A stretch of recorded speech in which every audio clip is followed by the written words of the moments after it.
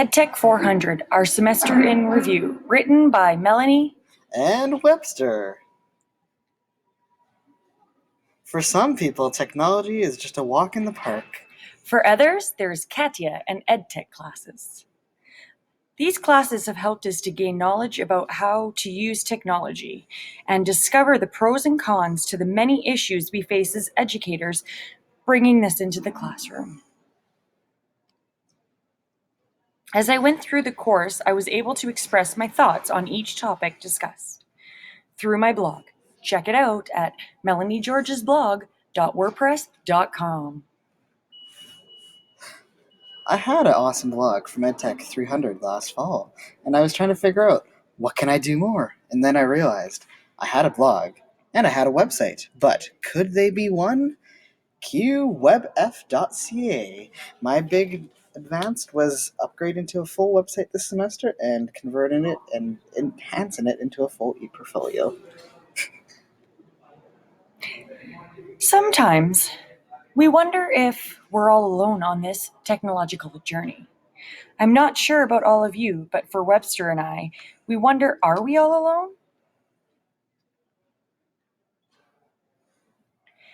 It is important to know someone hears you. That's why we did some peer mentoring to help support those who are a bit newer than us than this. I enjoyed being able to read the blogs of EdTech 300 class and our class and offer my support so they know we are listening, even if they had a better technological skill than me. I started off even before our EdTech mentoring started with Sarah when she started asking about learning projects and I started giving ideas. This was on January 7th. Then all throughout, I went through having all kinds of Twitter discussions, blog commenting, and even direct messages in terms of just general education help. It was a fun time and it was a cool experience. This semester, we participated in an epic battle of epic proportions based on the amazing topics where technology intersects education. And we dubbed this the Great EdTech Debate. It was almost as exciting as my daily cupcake debate, the pros and cons of eating it. Does technology enhance education? This was topic number 1, done by Robbie and Melanie.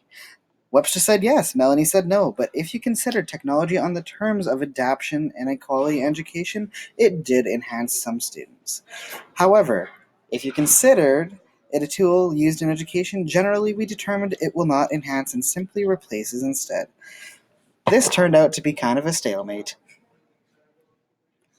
Schools should not be teaching content that can be Googled. The general consensus was that content is changing and education has to evolve. We should not depend directly on Google as an inquiry project, but instead, we should also try not to banish it and teach all content offline. We had a lot of debates about calculators during this one, and in general, we decided that we should utilize Google and teach people how to use it instead. Technology makes kids unhealthy. This was another one where the topics were hard. The big question surrounded, is it technology making the kids unhealthy, or is it laziness that's making the kids unhealthy and causing them to go to technology? The funky debate. AKA the best. Pro side, Emily debating whether corporate interests are buying the soul of education, and in response, Brian wondering, is openness and sharing in education actually fair to students? This was a funky debate, but it somehow turned out well and complemented each other perfectly. Katya, your cat's back, and I think he's learning about technology, but he's getting into everything, even if he is cute. Next, technology is a force for equity. Do you agree or disagree? Surprisingly, this one actually went to the disagree side. In general, we decided that it could be used as a tool for equity, but there's a lot of situations where third world countries have money thrown at them, tech thrown at them, with no resources on how to use them. And so it ended in a disagree. Social media is ruining childhood. This one was mostly agreed on until the very end when a very interesting philosophical comment was thrown out. What even is childhood? All of a sudden, the debate was tipped, and it was a disagree on this. And we have become too dependent on technology, and what we really need to do is to unplug. This one was another one where it was a bit controversial and we weren't sure. But some of the students went on to the idea of permanent unplug, and other students went on temporary unplugs. We decided that temporarily, yeah, it's good to have some unplug in time, but it might be an anxiety issue, and in general, we ended up disagreeing on this. What was really interesting about all of these debates was how they all ended up connecting with each other in one way or another, and every single one of them ended up touching on digital citizenship. Mm-hmm. Then we got to teach some lessons. So Emily and I got to teach about digital superheroes fighting one cybercrime at a time.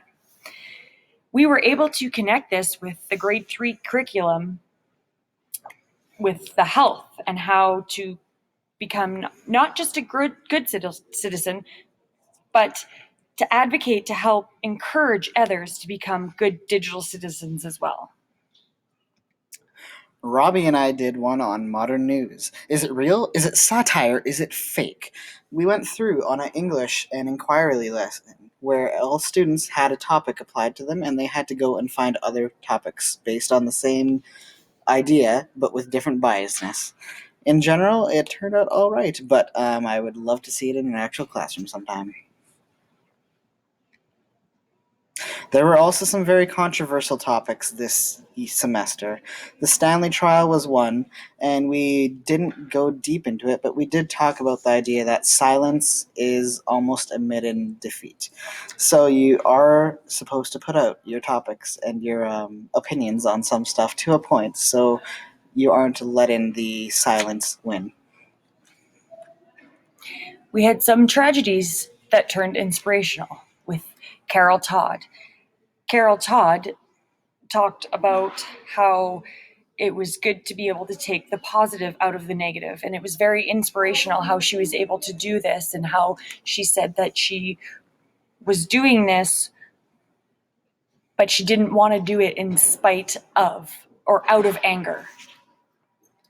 We thought another thing that she talked about that was really great was the stranger behind the door, the home versus digital, how people won't answer the stranger behind their door at home, but when it comes to digital, they'll answer the door. I found that very interesting, and it's something that I'll keep in mind.